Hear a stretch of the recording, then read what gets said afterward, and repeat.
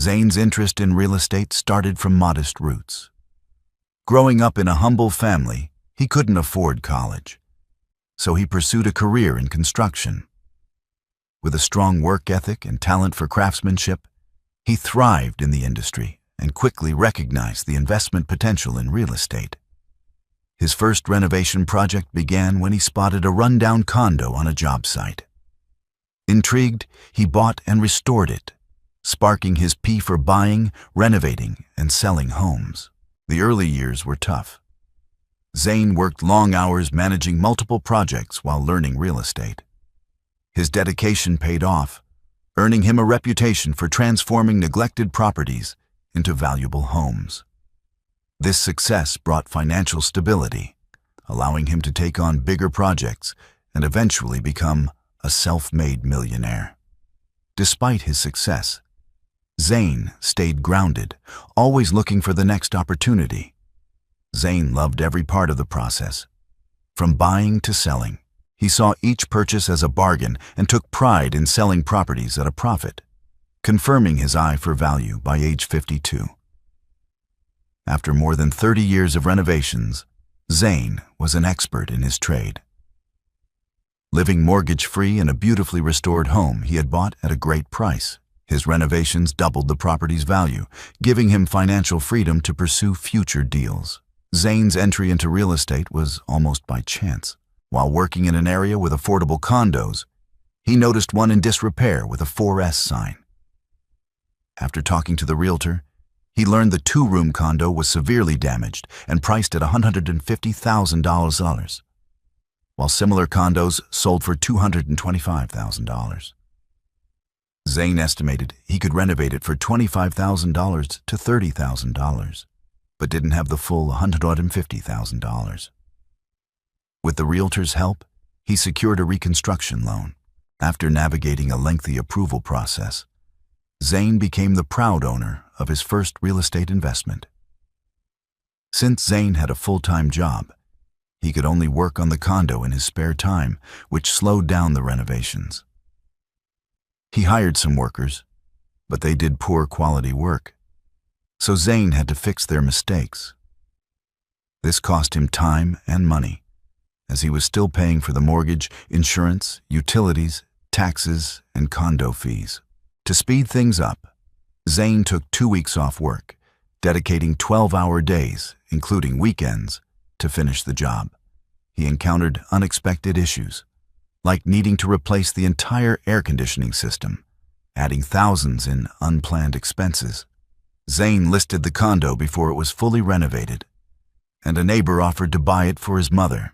Zane let the buyer choose the colors and carpeting, and when the work was finished, the condo had new tile, wood floors, cabinets, appliances, and an air conditioning system. The buyer agreed to the $250,000 asking price. Zane had invested $40,000 in the renovation, including paying professionals for high-quality work. After closing costs and realtor fees, Zane made $35,000 in profit within 3 months. He was pleased with his first investment and learned valuable lessons for future deals.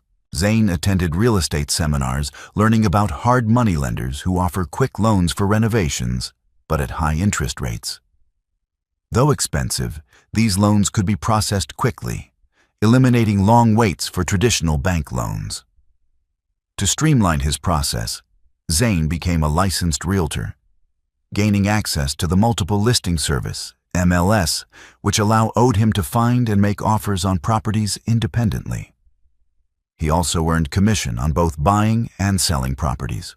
Over the years, Zane bought, renovated, and sold many properties, starting with condos and gradually moving to larger homes.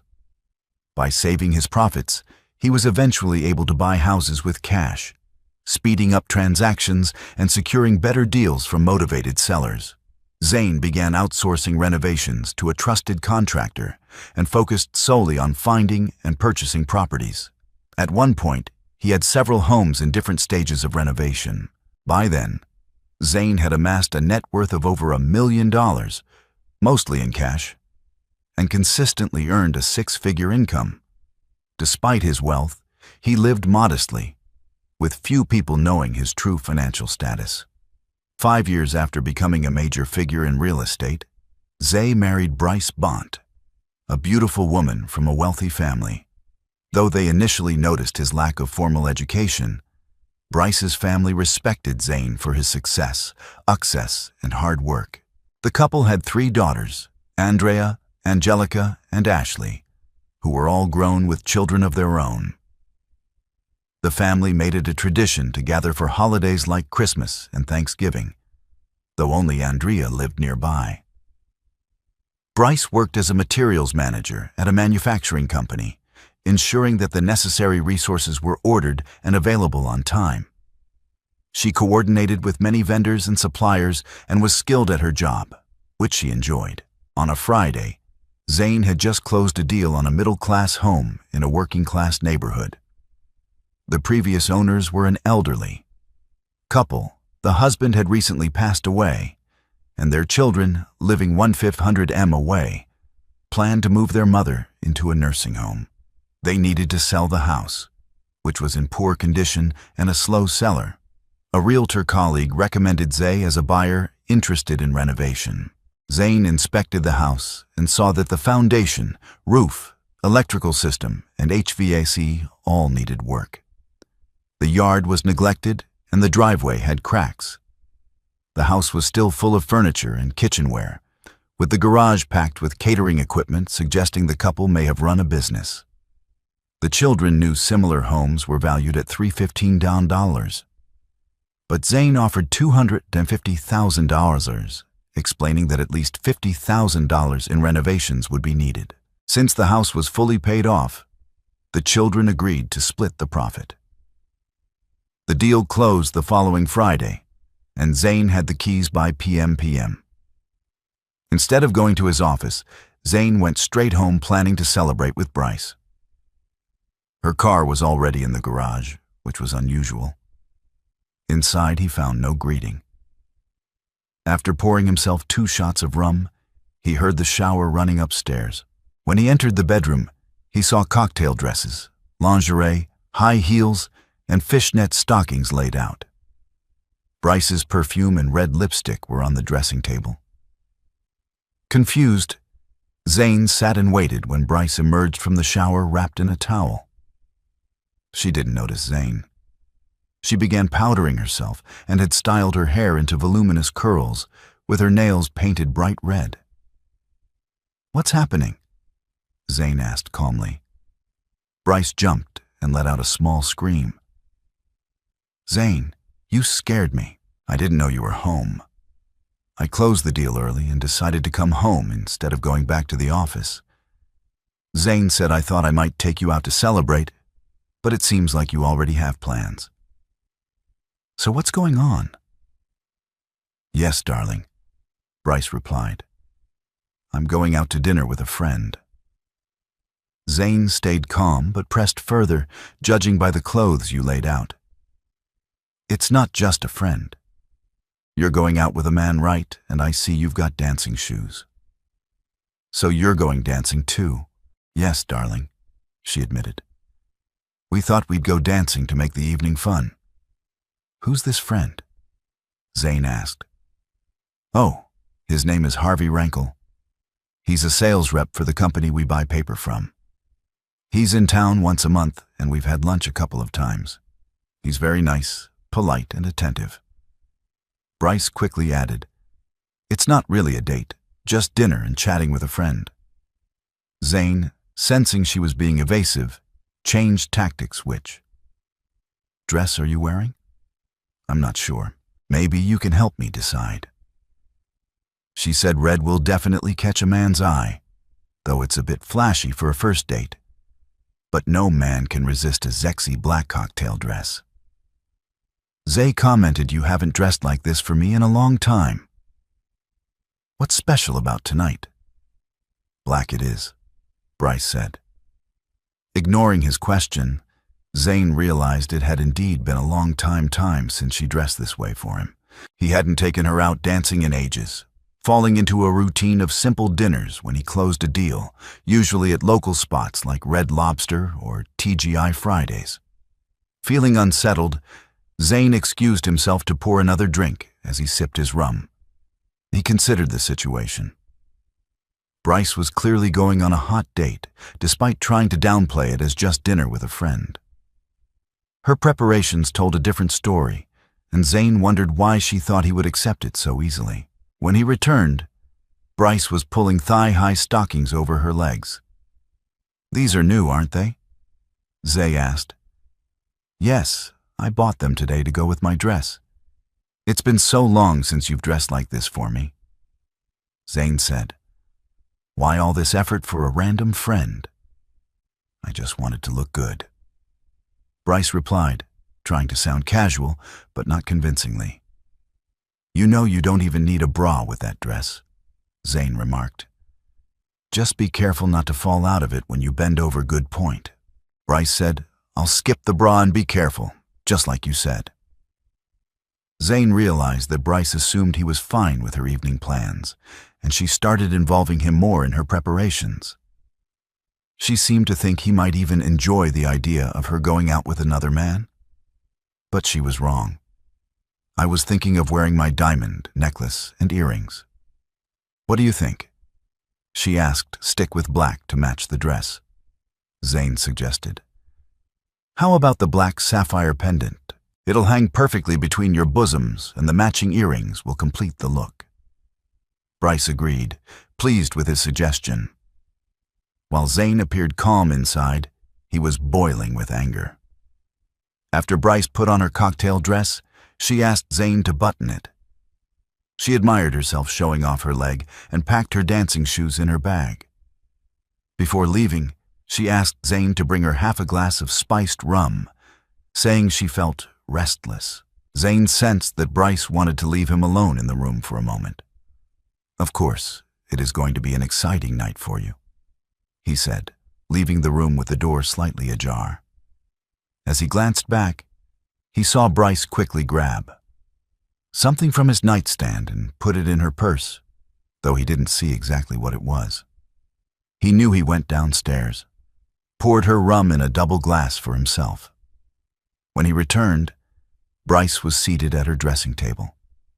"Thank you, darling," she said, sipping the drink. "I've never seen you look so beautiful and zixy," Zay remarked. "Thank you," Bryce replied. "I'm glad you understand. I promise to make it up to you. Maybe soon we can dress up, go to dinner and a show, then come home for a passionate night together. We'll see." Zane replied indifferently. Bryce stood up saying, "I have to go. I don't want to be late." As they reached the front door, Zay asked, "Before you go, let me take some photos of you." "I'd love that," Bryce agreed, posing for the camera. Zane directed her to stand by the door, turning sideways like a model. He took some photos, then added, "Now lean forward, but be careful not to fall out of the dress. Lift the hem so I can see more legs in the top of your stockings."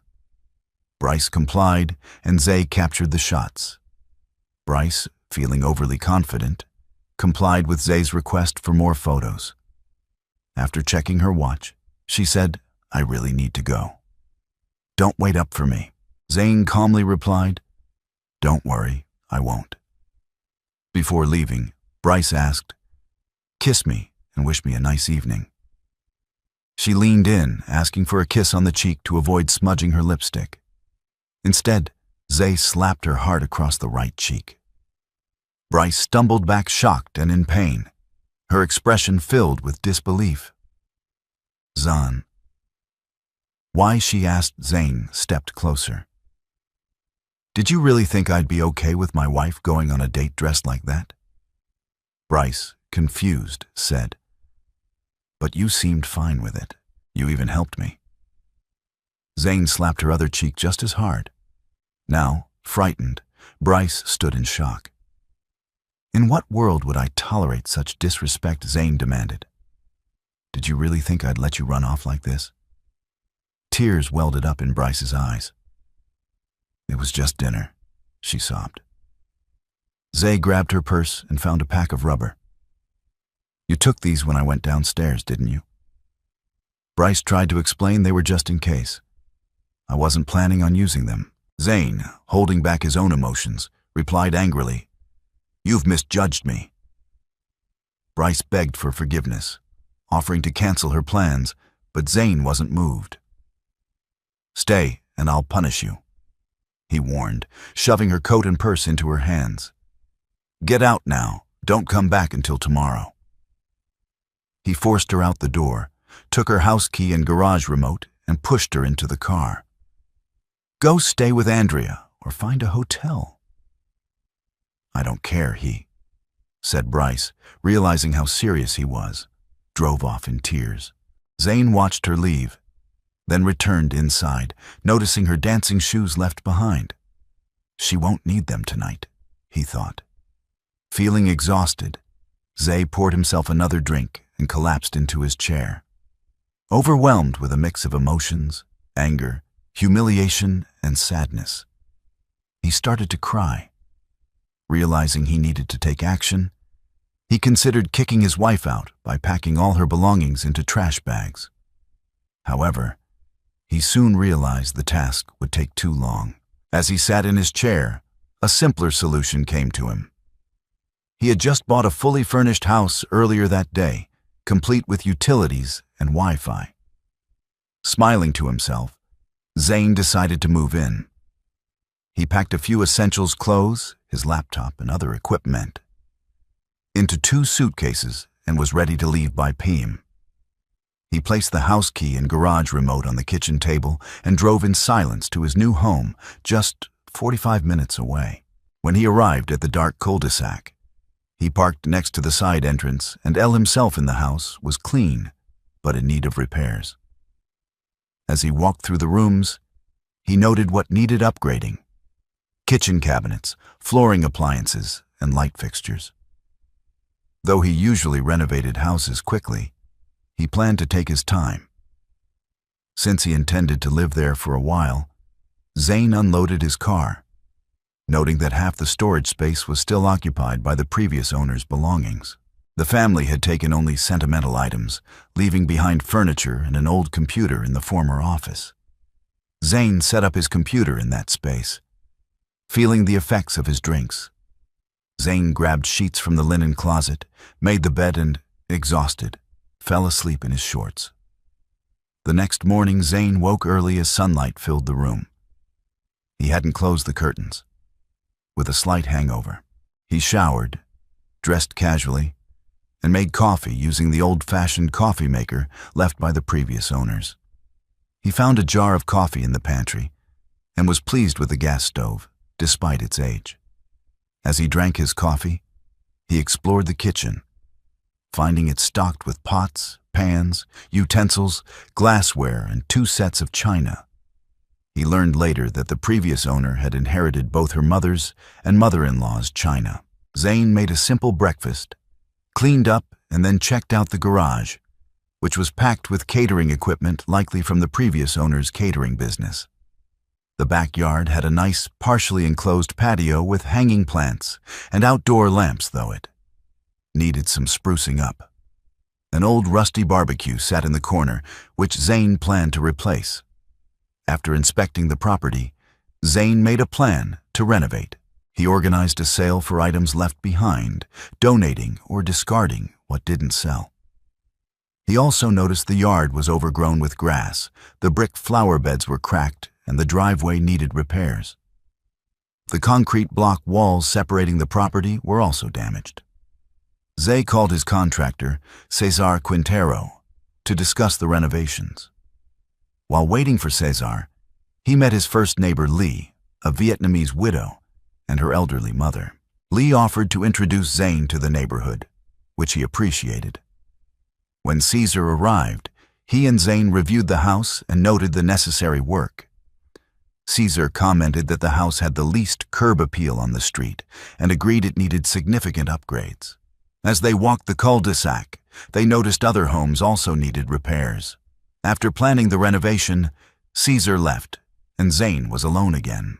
Zane turned on his phone and saw several missed calls, mostly from his wife, starting around 2 p.m. likely, when she returned home. Her voicemails were filled with pleas for forgiveness, begging him to talk to her, saying she was sorry for disappointing him. The last message was from his daughter, Andrea, asking what he had done to her mom. She mentioned that her mother had told her Zane had moved out and even strike her. Andrea urged him to return home and fix things. ZZ called Andrea back. She confronted him, but he asked if her mother had told her why he left. When Andrea said it couldn't have been that bad, Zane explained that her mother had effectively left him. First, he asked Andrea to get the full truth from her mom before they talked again. Andrea agreed, mentioning her mom was staying with them for a few days over the next 3 days.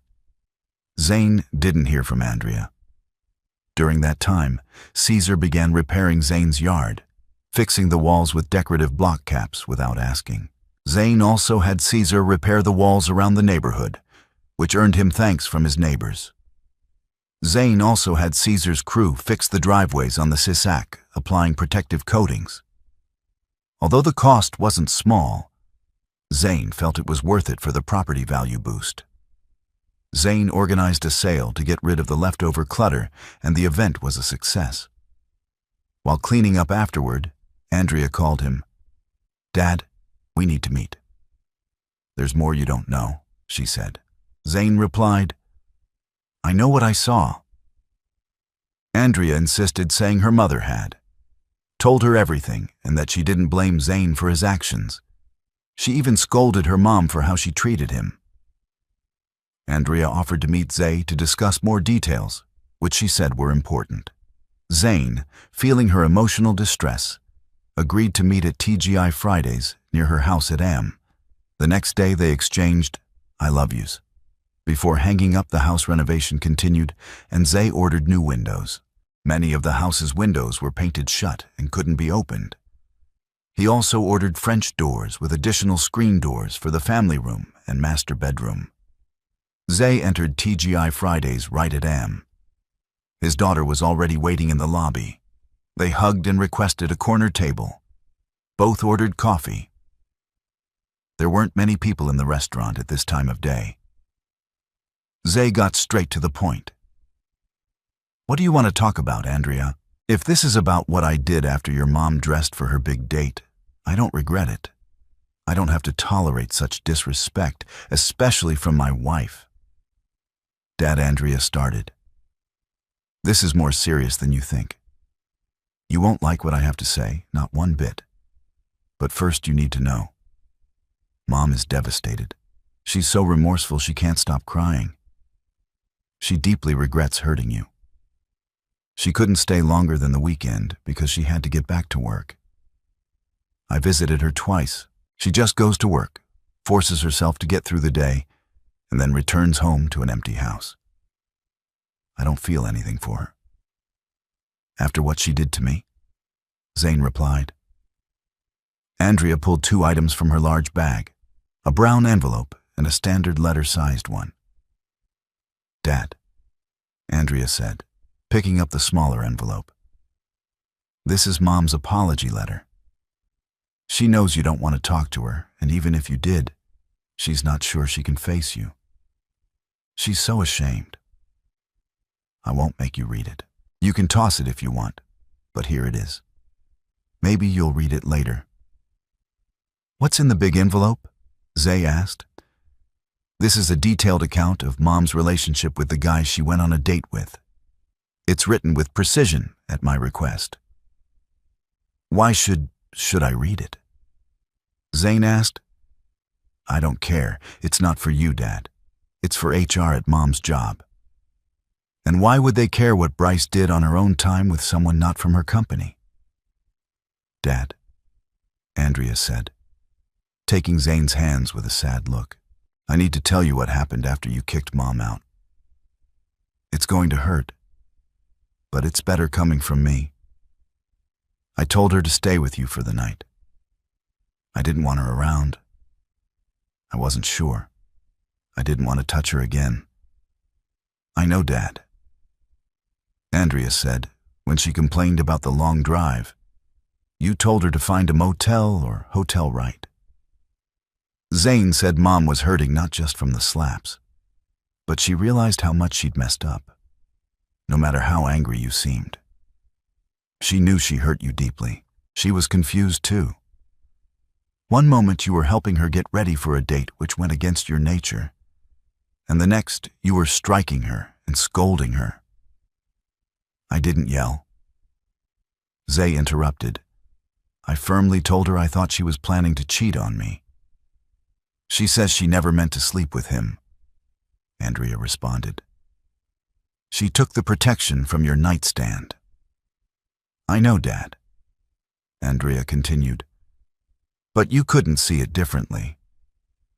When Mom left, she was confused and regretful. She decided to meet the salesman, as planned, to tell him it was over, and then she was going to stay with me for the night. She still thought he was a friend. At that point, Andrea continued, while Zane listened in silence. When she arrived at the hotel, she went straight to the ladies' room.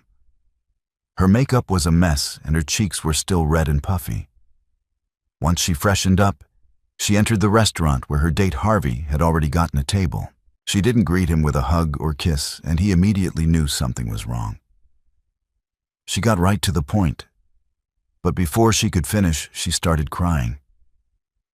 He tried to comfort her, hugging her and saying everything would be okay. He ordered a glass of wine to calm her down, and she drank it all at once on an empty stomach. Harvey told her not to worry about their relationship and that he understood, but he implied you were too controlling. He then ordered a bottle of wine for the table and criticized you, Dad, saying no real man would ever strike a woman. The wine started to relax Mom, and she kept drinking. More soon, she felt the full effects of the booze. She told Harvey she needed to leave and drive to my house, but he said she wasn't fit to drive, and she probably wasn't. Mom said if she couldn't drive, she'd get a hotel room and go to my place. In the morning, Harvey checked the front desk and told her the hotel was fully booked because of a convention. He then invited her to rest in his room for a few hours before leaving. She was so drunk, she needed help just getting to the elevator. Andrea paused, watching her father's reaction. But Zane remained silent, his eyes narrowing as he listened once in Harvey's room. Andrea continued. He helped her to the bed. But then things took a turn. He went from helping her to kissing her neck. Mom pushed him away, angrily telling him their relationship was over. She just wanted to lie down for a few hours because she felt dizzy and nearly collapsed onto the bed. Harvey was kind enough to lift her feet onto the bed and take off her shoes. She remembers him massaging her legs, but she soon fell asleep. Zane sat in silence, his jaw tight, as Andrea went on. The next thing Mom remembers is Zex. It was over. In seconds. She told me she thought it was you. She didn't realize she wasn't at home in your bed. Zane slammed his hand on the table, so she slept with him anyway. He exclaimed, "Dad?" Andrea interrupted. Mom didn't consent to having ZX with him. Zane shook his head, his frustration growing. She dresses provocatively for a hot date, meets him at his hotel restaurant. They have drinks, and then she goes up to his room. Now she's claiming no consent. Is that really true? Yes, Dad, Andrea replied quietly. But that's not all. Early in the morning, as the light was just coming up, Mom woke to find an unclothed man next to her, his hand on her chest, trying to have Zex with her again. She pushed him away and jumped out of bed. Now, sober but with a headache, she realized what had happened. Harvey had gotten her drunk and taken advantage of her while she slept. He tried again in the morning. She screamed at him, telling him she never wanted to see him again. He just laughed and said she didn't feel that way. Last night, Zane's face turned pale as he absorbed the information while Andrea continued. Mom knew what had happened and felt ashamed for letting him lead her on for so long. She realized all he wanted was to get her into bed. She showered, cleaned up, and left the hotel. She hoped to find you at home and confess everything to ask for your forgiveness. But when she got there, she saw you'd already moved out. Mom was consumed with guilt and shame. Zane leaned back in his chair, overwhelmed by what he had just heard. Andrea went on. Mom called me afterward and told me you strike her and kicked her out. She was still confused but desperate to talk to you. When she came to my house, she was shaken, and it took a while for her to tell me the whole story. I believe her dad, Zane, stared at the table before asking, "What about the protective equipment she took from my nightstand? Was she planning to use that?" "She wasn't going to use it, Dad. She told me she took it because she thought it would make it easier to say no. It was just a safeguard. She thought would help her resist. But she never intended to use it." Zane shook his head. "That's hard to believe. It'll take a lot to convince me." Andrea took a deep breath. "Dad, Mom has started seeing a counselor. She's trying to figure out what she did and why. The counselor suggested reaching out to you, but we knew you wouldn't want to participate. I've been going to the sessions with her to help understand everything." Zane stayed quiet for a long time before speaking. "I'm not joining any counseling." Bryce made her bed. Now she has to lie in it. Andrea nodded and continued. Mom's HR department got involved. They reviewed her statement, consulted their lawyer, and decided maltreatment allegations against Harvey wouldn't stand. It was just a case of, he said, she said. But they passed her account to Harvey's HR. Harvey admitted to having sex with Mom, but said it was consensual. Neither company wanted to pursue legal action, but Harvey's employer felt it was inappropriate for him to have a relationship with a married woman, and he was fired. Zay and Andrea sat in silence for a long time.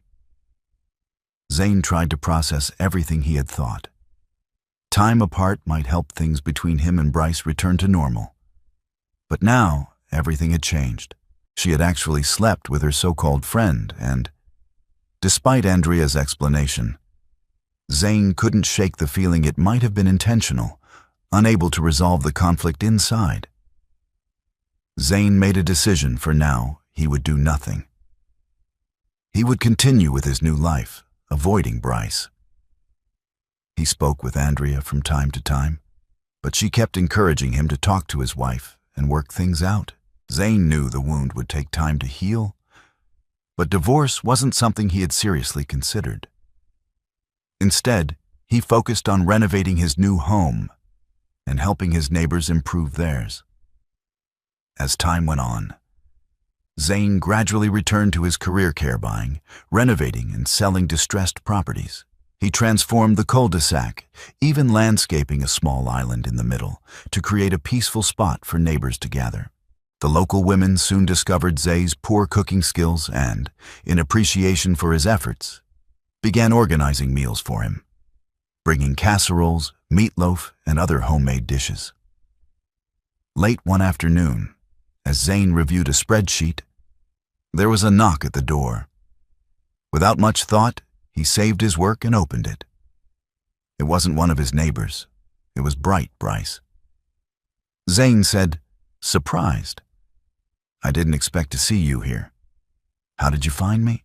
Bryce didn't answer and instead asked, "Can I come in?" Much of Zane's anger had faded over time, and although surprised by her sudden appearance, he found himself saying, "Please come in," still taken aback.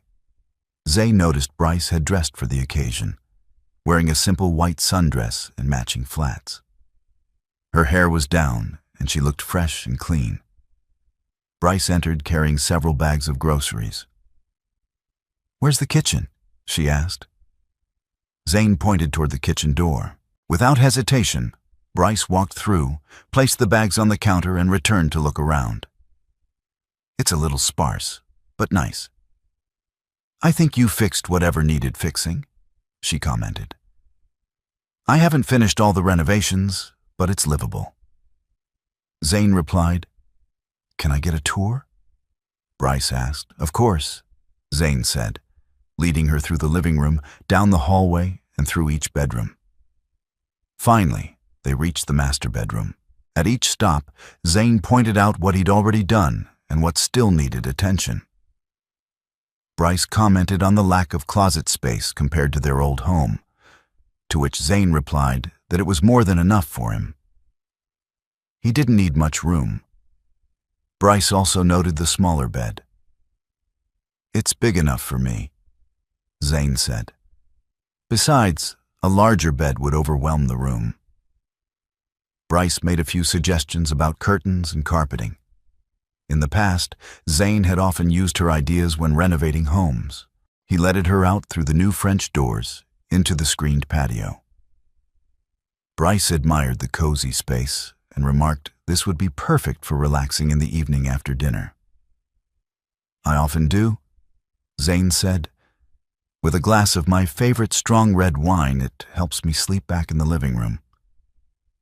Zane gathered his thoughts. His wife's unexpected visit still puzzled him. How did you find me? He asked again. It wasn't easy, Bryce admitted. But I got some help from your colleagues at the real estate office. I drove by a few days ago and saw your car in the carport. I thought long and hard about disrupting your new life. But I needed to see you even for a short while. So I decided to come over and cook dinner for you. I know you're a terrible cook. So I brought everything for a meatloaf dinner. I hoped you'd let me stay long enough to cook for you, and then I'd leave you alone. You can help in the kitchen or finish whatever you need to do, and I'll call you when dinner's ready. Zane agreed. I have a spreadsheet to finish. I'll check in to see if you need help with dinner in a bit. When Zane came into the kitchen about 20 minutes later, Bryce was busy preparing the meal. She turned to him teary-eyed and said, You don't really need my help, do you? Your fridge and freezer are stocked. I didn't find a single frozen dinner in your kitchen. The neighborhood wives take good care of me when it comes to food. Zane explained I've helped a few neighbors with small projects to improve their homes, and they repay me with casseroles or brisket every now and then. But I'd love to have your meatloaf, and I appreciate you coming here to make it. That's just an excuse to see you again. Bryce said softly, I've missed you so much. If you've read my letter, you know how sorry I am for treating you so poorly.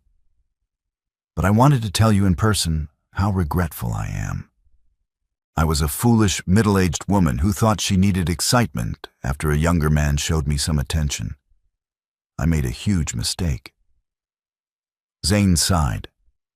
Bryce, I know you're sorry. Andrea told me what happened that night. At first, I thought you went through with it. But Andrea convinced me you were manipulated. I don't think she would lie to make you seem less guilty. But we don't need to rehash all of that tonight. Bryce nodded. Dinner is ready. She said, changing the subject, this meatloaf will last you for days. I hope you enjoy it. She picked up her purse and headed toward the door. Wait, Zane said. Wonk, you stay for dinner. I've set the table for 2. No, Bryce replied. I really wanted to see you, but I don't want to intrude on your new life. If it's okay, I'd like to come back next Friday and cook for you again. That would be great, Zane said. But next time I'd like you to stay. We can have dinner together and enjoy a glass of wine on the patio. I'd like that, Zane Bryce said. But I'll have to see how guilty I still feel. She replied. Before walking out the door and driving away after Bryce left, Zane felt an unexpected sense of loneliness. He had grown used to living on his own and had adjusted to not having his wife around. but after seeing her again, that loneliness crept back in. His feelings toward Bryce were complex, like-hated. He was still hurt and a bit angry that she had even considered going on a date with another man. But at the same time, he missed her. He missed their life together and the way things used to be. It was clear she was trying to be that person again.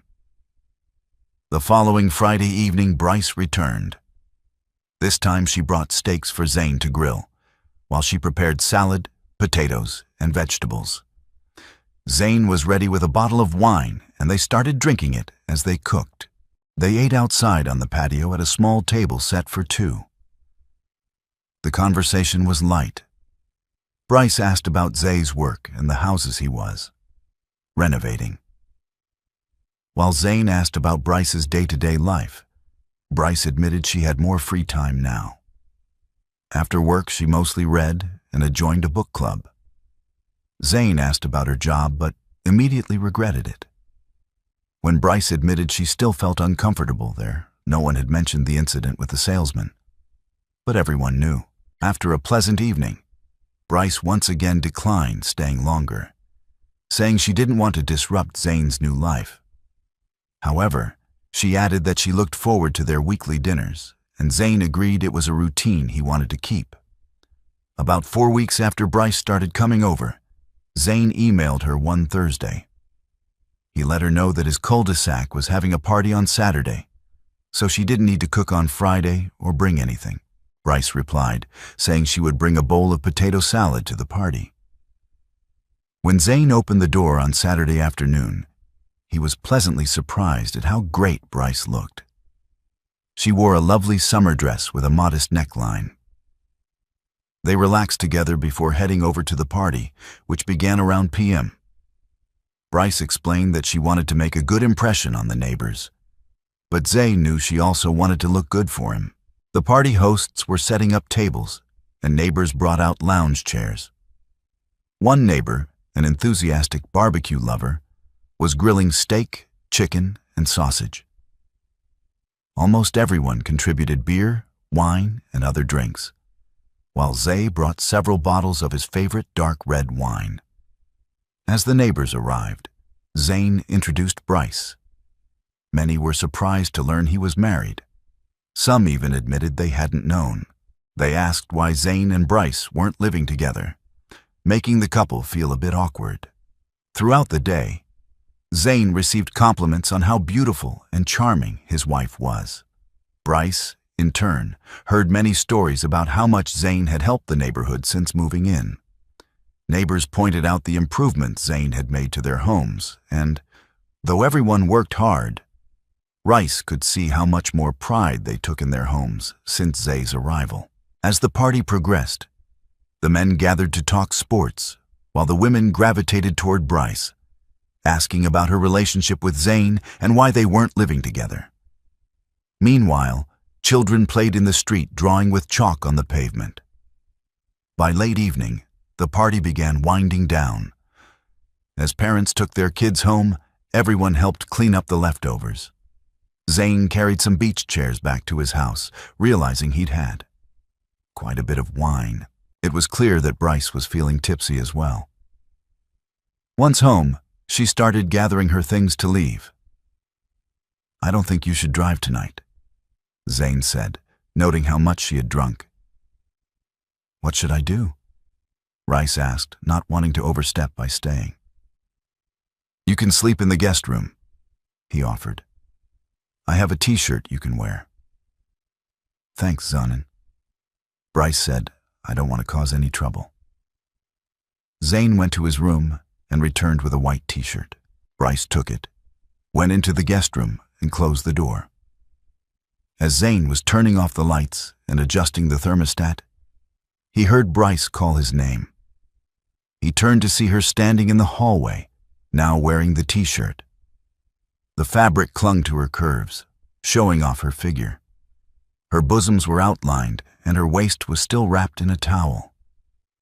"Zane," she said softly, "can you give me a good night hug before I go to bed?" Zane was captivated by her. He had nearly forgotten how beautiful she was. and for a moment he let go of all the anger he had been holding inside. He stepped forward and wrapped his arm around her waist. Bryce, in turn, wrapped her arms around his neck and rested her head on his shoulder. They held each other for only a few seconds before Bryce broke the hug and hurried back to the guest room without saying anything, closing the door behind her. Zane was almost relieved that the hug had been brief. He could feel his body reacting to her. And if the hug had lasted a few seconds longer, Bryce would have noticed it too. The next morning, Zane woke up with a mild hangover. Hearing the shower running, he realized Bryce was already awake. After taking some headache pills, he headed to the kitchen where he found Bar Rice making breakfast. She was cheerful, wearing a sundress and preparing bacon eggs, toast juice, and coffee. "Your neighbors might bring you dinner," she said, "but it doesn't look like you get a good breakfast. All I found in the freezer were frozen breakfast sandwiches." "You're right," Zay admitted. "I usually just grab one of those, or a protein shake before heading out." "It's such a nice morning," Bryce said, glancing outside. "Why don't we eat on the patio?" "That sounds good," Zay agreed, setting the table for two. When Bryce brought out the food, Zay pulled her chair out for her, and she smiled. "Thank you for last night, and this morning it's the happiest I've felt in a long time." "I feel the same way," Zane replied. Bryce took a deep breath, carefully testing the waters. She didn't want to push him, but needed to know how he felt. Any idea when? "You might want to come home," she asked, trying to sound casual. Zane thought for a moment before answering. "I don't know if I want to come back home." Bryce's face fell slightly, though she tried to hide it. His response made it clear he wasn't ready to pick up where they left off. "Well," she said softly, "I'll wait until you do. In the meantime, I'd love to keep coming over on Fridays to cook for you. If you don't mind, I'd like that." "Zay said you've always been the best cook."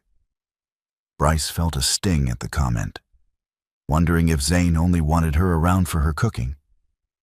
But she also sensed that there was more, and he just wasn't ready to admit it. Yet she decided not to rush him. The following Friday, Bryce returned. She looked stunning in a pink pleated skirt and a fitted cashmere sweater that showed off her figure. The skirt was short enough to reveal her legs, and the sweater hugged her chest. Zay greeted her at the door. "What's on the menu tonight?" he asked. "I brought marbled ribby steaks." Bryce said, smiling. "I thought you could grill them while I make a salad with lettuce, tomatoes, avocado, and bacon. And I brought 2 bottles of red wine. Maybe we'll get so drunk that you'll ask me to stay again." Zane laughed, not fully realizing how their relationship was gradually evolving into something deeper.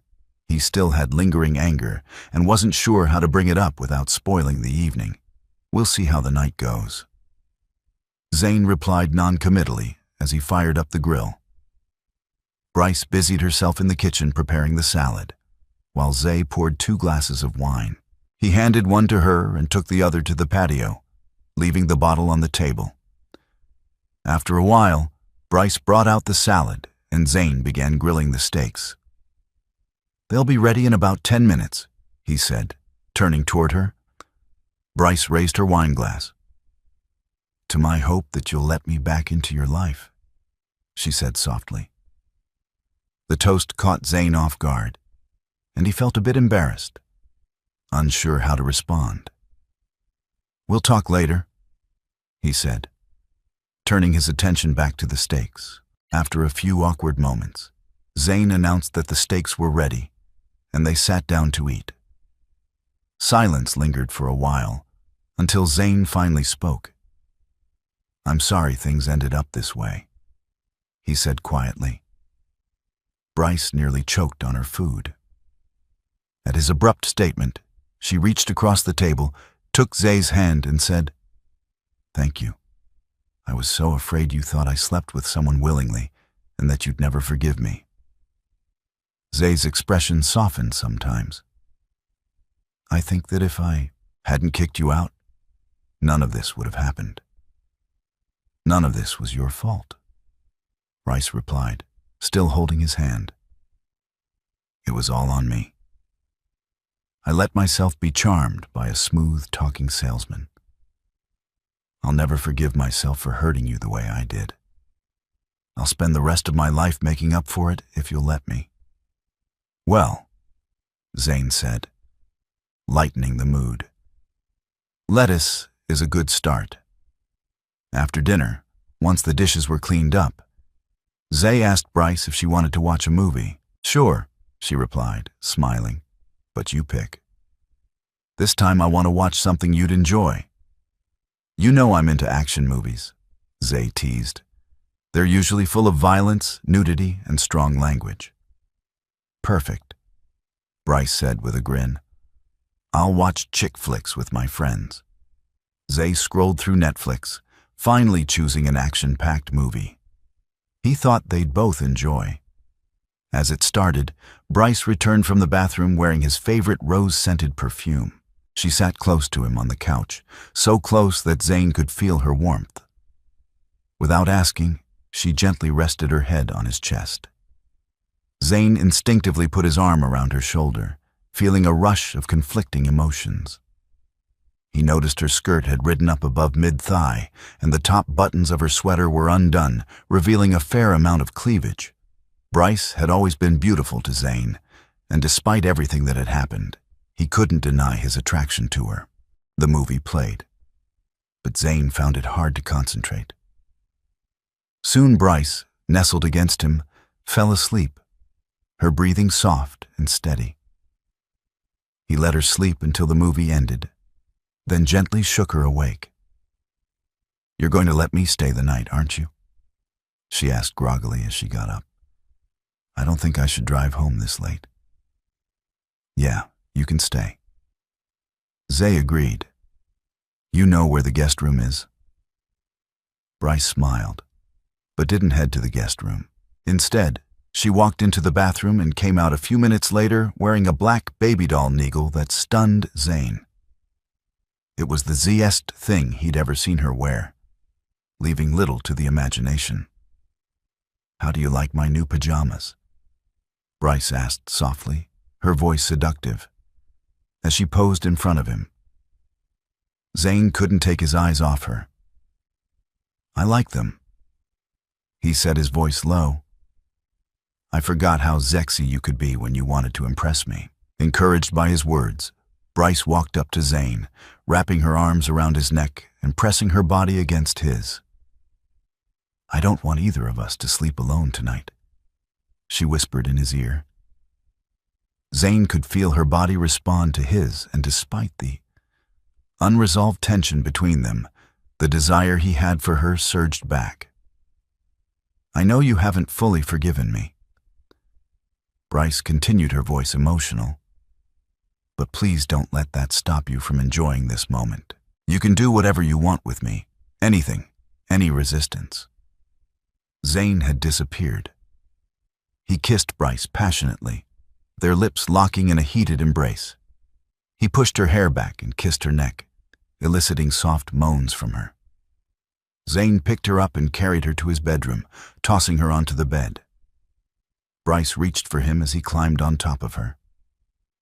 As they made love, Bryce thought to herself, how could I have been so foolish to think? Any moment with someone else could compare to this. She arched her back, pressing closer to him, feeling his intensity. That night, Zane and Bryce released months of pent-up emotions, going round after round before falling asleep in each other's arms. For Zan, it felt like all the sexual tension and anger had finally dissipated, and Bryce looked more beautiful and desirable than she had in years. The next morning, they sat together on the patio for breakfast. Bryce, glowing from the night before, took a deep breath. Before speaking, Zan, she said softly, I think you know how badly I feel about everything I did. I'll never do anything like that again. But we've been apart for almost 6 months. Don't you think it's time for us to live together again? Zane paused, putting down his fork and wiping his mouth with a napkin. He looked out at the bright morning sun, thinking about her words. Then he turned back to Bryce and said, I've thought about it, but I've made up my mind. Bryce's heart sank, waiting for him to explain first. Zane continued, The old house is too big for me now. When the kids were growing up, it was perfect. But now it's just too much, and honestly, I never really fit in with the neighbors. They're all college graduates, professionals. I barely finished high school. I don't have much in common with them, but Zay, Bryce interrupted. You've done so well. You make just as much as they do with your renovations. Our house is one of the nicest, thanks to your work. Zane shook his head. What I'm saying is, this is my home now. This is where I want to be. These are the kind of neighbors I want. When this house is done, it'll be just the right size for me. I'm not going back to the old house. Bryce's face fell, her eyes filling with sadness. Oh, Zane, that's not what I wanted to hear. She stood up quickly, trying to hide her disappointment. I have to go, she said abruptly in just a few minutes. Bryce gathered her things and left, leaving Zane feeling conflicted.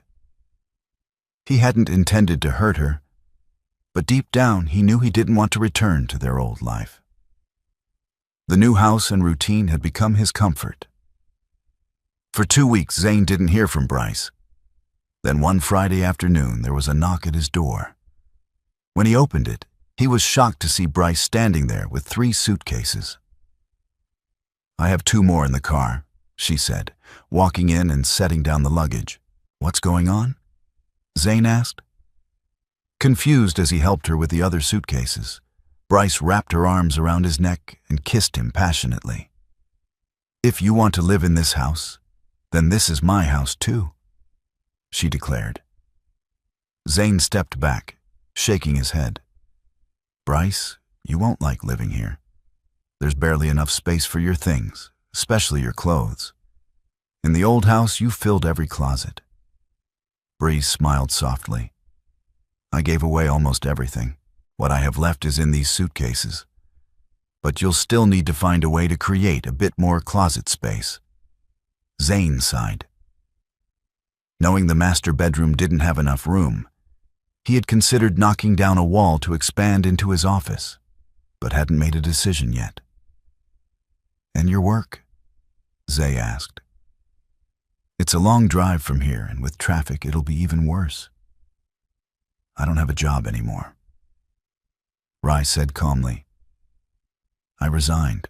Zay blinked in surprise why I was still the subject of office gossip, and some salespeople made indirect comments based on rumors.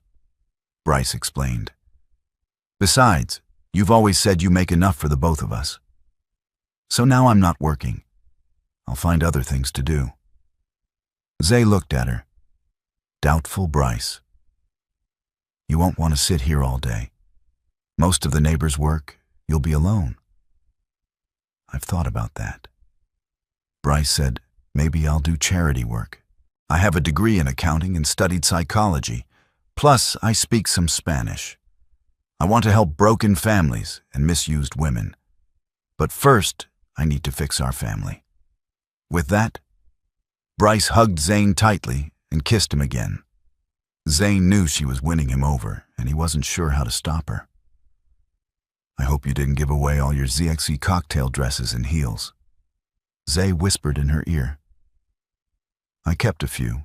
Bryce replied, intrigued why I was thinking we could go on a fancy date once a month, maybe more. Zane said I wouldn't mind dressing up and going out dancing with a beautiful woman. Woman in a cocktail dress, maybe even stay at a nice hotel afterward. Bryce's face lit up with joy. I love that, she said, kissing him passionately.